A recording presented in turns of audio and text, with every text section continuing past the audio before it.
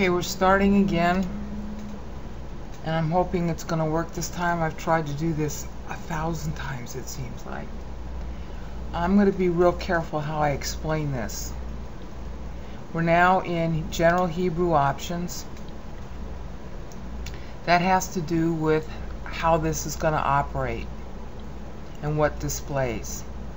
Here's your analysis window, which means your lexicon is going to display. And a lot of this has to do with the lexicon and how the Hebrew itself displays. Alright, the first option has to do with whether you display the vowel points or not. Now bear in mind that when you're looking at this with the vowel points, this is all standardized text. It's been standardized over the centuries. Generally speaking, you're going to want to have, therefore, the vowel points displayed even if you know Hebrew very well, because chances are, if you're working with this text, you're also going to be talking to somebody who's got the same text as you do. Alright, and you're going to want to be able to talk about it with a standardized text. So you're going to want the vowel points to display, even if you don't agree with them or whatever. Okay, so you're going to want this box down here checked. The same thing agrees here when you do your searches. This allows you to ignore the Dagesh in your searches. You're going to want that checked. The Dagesh is this little, see right in here there's a little dot, and right in here is a little dot. They're in the Bagad Bakat letters B, D, G, P, and T, and K. Alright. That stands for doubling the letter. And in some verses in the Bible, the shorthand of putting a Dagesh in so you don't have to repeat the letter is not used. Alright? So you do want to ignore the Dagesh, because that way you're going to get the proper hits where there is just the Dagesh standing for the doubling of the letter versus the actual doubling of the letter. In other words, the Hebrew scribes adopted a shorthand of just putting a little dot inside the letter to let you know that the consonant is really doubled.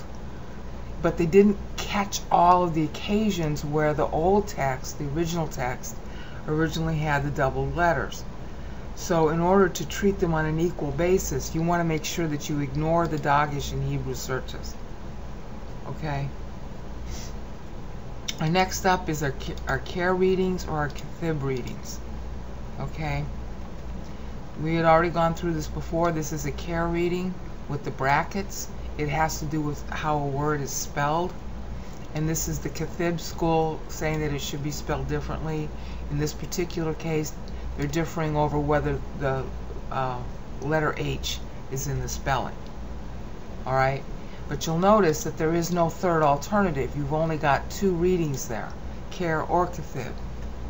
If you don't check the box to say include the reading, then you won't find it. In which case, if you were looking on the word appointed, it's actually here in the verse. It's just a difference of which school of spelling. If you didn't check this, then you wouldn't find it. So you want both of these checked. Next up is the reverse order of the analysis window definitions. And that has to do especially with the case where you've got a prefix. Here a prefix to a preposition. The prefix is the preposition. It's the lamed here. Okay, means to or toward. And ma'or. Okay, meaning light. Since ma'or is the noun, and since the articles usually for these prefixes are very long, the definitions are very long because they're used so often, you want to reverse the order. See, the lamed comes first in the text. Alright, so you would expect it to come first in the lexicon. But it's better if it's reversed, because that way you're seeing the noun first. Okay? And then you have the lamed second. Alright, so by checking this, it saves you time when you're reading. So you want that checked. Your next thing is whether or not you want your search to be vowel point sensitive. Yes, you want the vowel points in the text, But no, you do not want to search vowel point sensitive, because if you search vowel point sensitive, what's going to happen is that you better be doggone sure you know the spelling, and all you'll ever get is what matches the spelling you give. Okay, in Hebrew, you know, the vowel points were added after. They were added afterwards. So, you know, the vowel points might not even really apply. It's just a guess by the master rates about how it should be pronounced. Alright? And once you get used to reading Hebrew, you don't even need the vowel points.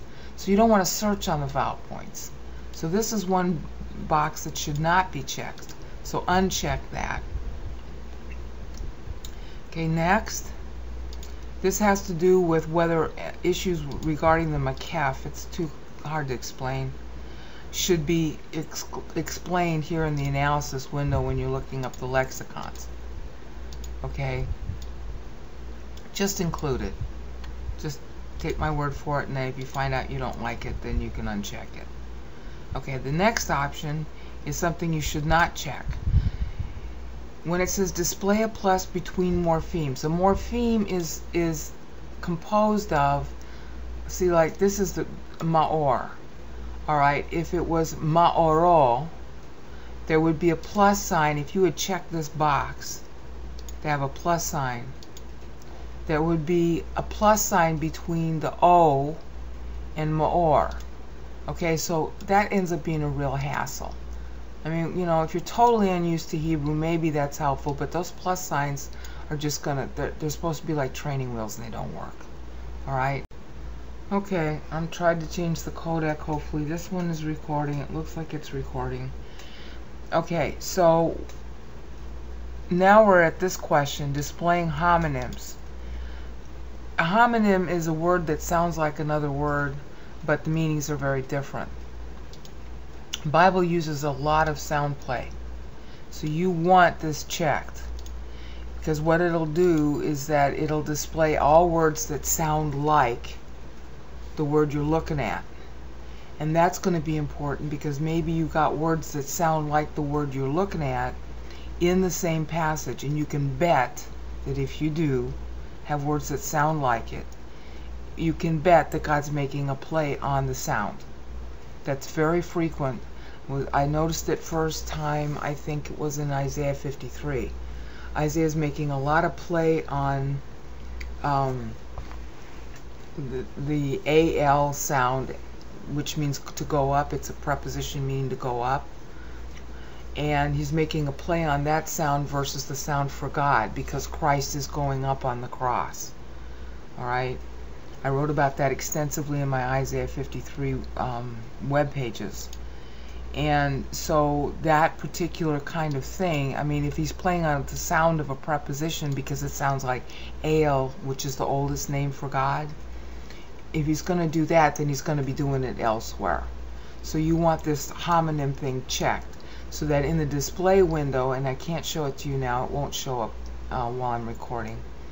If you were looking up a word, see, well, wait a minute, it did show. See? Homonym. Okay, it's telling you about the homonym. Alright? That's something that you want to know. You want to know what words sound like it, and then if you see those words in the verse, you can bet that God's making a play on it. So you want that checked. So now, just to briefly recap, you want the vowel points displayed. You want to ignore the doggish in your searches. You want to include the care readings in the searches. You want to include the kathib reading in the searches. You want the lexical entries in reverse order, meaning that the prepositions and the articles and all those parts of speech that are very, very common with long definitions, you want them last to save you time in reading. Okay? You do not want your searches in Hebrew to be vowel point sensitive, because the spelling is going to be too erratic. Alright? You want a full analysis if there's a makef issue, and you'll find out what makef is as you read it. It's not worth explaining. You do not want a plus sign between the stem of the word and the ending. Just get used to reading it, and you won't need that anymore. That's a training wheel that's just going to cause you a lot of grief. You know, because you're going to forget about it, and when you cut and paste, you're going to have all these plus signs you have to remove. So you want that box unchecked. Okay, and then yes, you want all of your homonyms displayed in the lexical entry like we just did here. Okay, where do we see it? Right there. See? Alum. This is a play. Alright? This is often a play, a sound play. Alright? So that's why you want to make sure that you know about homonyms. So you want that to show. So there it is. You want that checked. Okay, we're going to come back and we're going to talk next about Hebrew accent options. Okay, this is going to be pretty simple. This is Hebrew accent options. Okay, the default is to not even allow accent code searching, or to not even allow accent code searching. And generally speaking, there's no reason that you're going to want to search on the accent codes. Accent codes are things that the Jews designed, certain accents, and these are their names, alright, in order to teach their people, because even today the Jews recite Torah. So they've developed an extensive accent system that you learn when you're 5 years old. Too bad that we Gentiles don't learn it when we're 5 years old, because we don't care about the Bible. Alright? The Jews teach their kids starting at age 5, you go to shul, and you have to learn the Bible, and you have to learn all these things. And they've developed special accent codes to make it easy to teach. You can allow or not allow accent code searching. Sometimes it's really important to be able to do that. An accent code is not the same thing as a vowel point. An accent code is to help you find out the way the accent is used. Alright? So sometimes you're going to want to search on it. Not very often, but often enough. So that you can find out how the accent is used, Pan Bible. It's like searching on a word. You're searching on the way the accent is used. Alright, so I check that. Now you have the option of excluding, okay, you have the you also have the option of showing the accents, and yes, you do want them shown. Alright, you have the option of excluding particular accents. If you're really nerdy, and some Jews, like humans everywhere, are nerdy, there's lots of debate about these accents. So if you're really particularly against the pashta, alright, then you can turn it off. But leave it on. Alright, so in other words, this whole section, Hebrew accent options, you just allow all of them. See, there's like a bazillion accents. And you'll notice at the bottom there's uncertain and very uncertain. If you're real anal about the accents, you will say, well, I'm a purist, so I'm going to exclude all the uncertain accents. Just include them anyway, alright? Because this is standardized text. So let it all show. Okay? Next we come to transliterated Hebrew options. That's this thing up here. This is the standardized, and it sucks, but it's standardized. If you were in seminary, you would have to learn the meaning of each one of these methods of transliterating the Hebrew. Alright, this method of transliterating the Hebrew is standard in seminary and standard, in Hebrew, among scholars. This is roughly equivalent to the Wade-Giles system of transliterating Chinese. Wade-Giles probably knew Chinese really well, but his ability to convert that into an English sound sucks. I had to learn Wade-Giles, and then Yale had a program where they invented their own way of transliterating. The Yale system is much better. Alright, the same thing is true here. There are other systems of transliterating the letters, and they're better, but this is the one you have to learn in seminary, so you learn it. For example, here you got a little, like a U above the S. Okay? That U above the S is supposed to stand for SH. Why don't they just print SH? Okay? Or at least have the H like here above the S. Oh, well, we can't do that. We have to invent this arcane sign here. Okay, so that's supposed to read Shata. Alright? But it's really stupid the way they invented the way to do it. Okay? And then you're supposed to, there's a little halt in your breathing before you say I won't. Because the alpha and the ion sometimes it's got a glottal stop, meaning that you sort of catch in your throat before you say the vowel point. Alright? So that's what this little apostrophe means. Okay? So you have to learn each of these things. Alright, so then the question is, do you want the Hebrew, the transliterated Hebrew, to show the accents? And the answer is, of course you do. Do you want it to show the metheg? Of course you do. Do you want it to show the silent shua? Of course you do. Because this is stuff that everybody uses. This is also standardized. So you might as well learn it even if you don't agree with it. See, like here's the accent.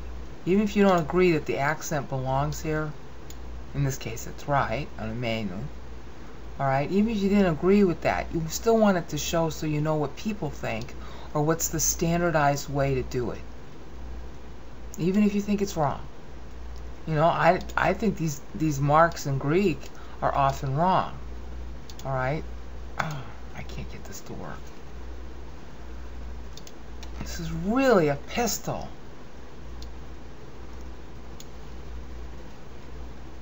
I don't necessarily agree with these accent marks. Enopion. Okay? No, it's enopion. Because it's penultimate. Greeks were nothing if not regular. Alright? So I don't agree with this being here.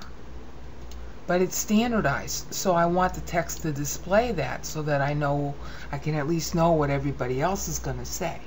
The same thing here with this text up here. Okay? So, basically, for transliterated Hebrew,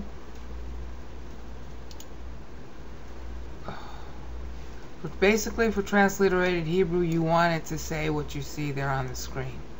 And my computer's going dead again, so I'm going to end this increment, and we'll come back with Internet Updater options. Okay, we're now in our last section of the options window flags, and we're at Internet Updater options. This is really important. You want, when you go to update with them, and it's not just with them, this is a general concern that you're going to have with any program. The update can ruin what got set already done.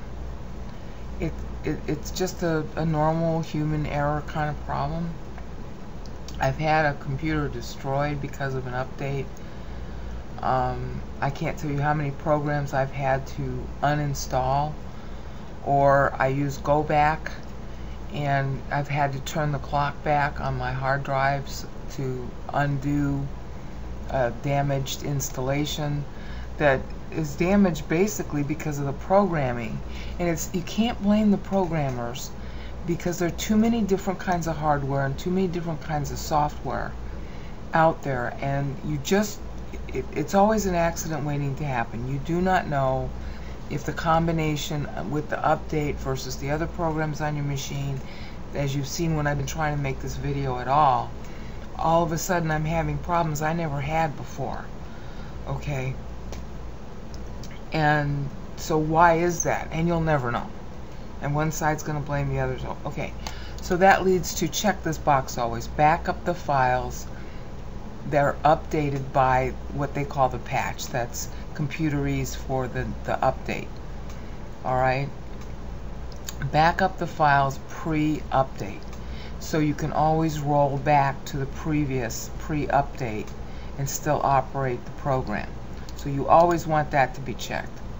Save patch file after applying the patch. In other words, when you get the upgrade, you're going to save the upgrade separately.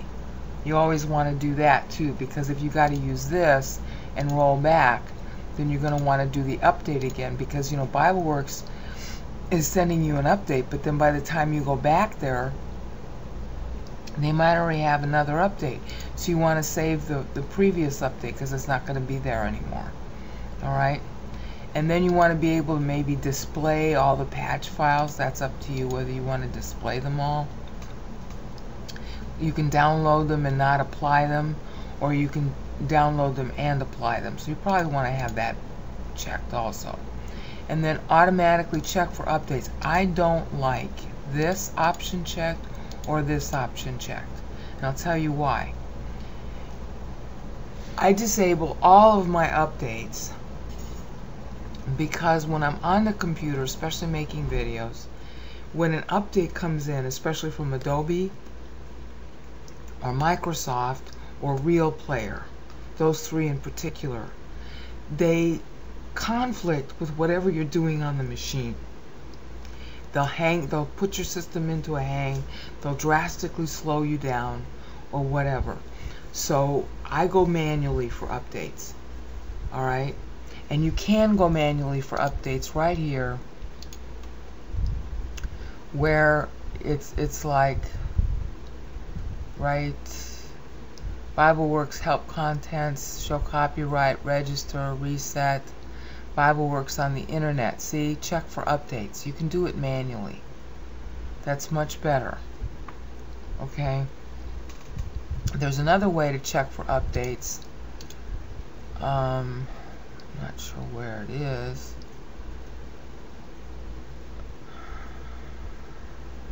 I think it's in the flags. When you want to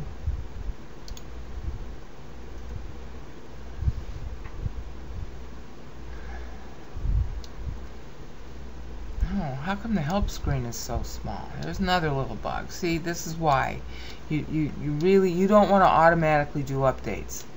It just, there are too many problems that can occur, and then it's too late afterwards. I'm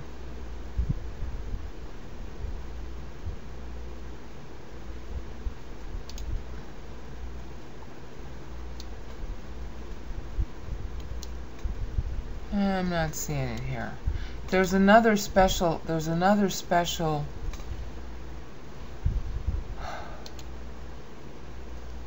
window that you can go to. Oh, we're hanging up again. Okay, I'm going to have to end this. See, look at the screen. Just those first three, and never automatically check for updates. I'm going to sign off now before the system crashes.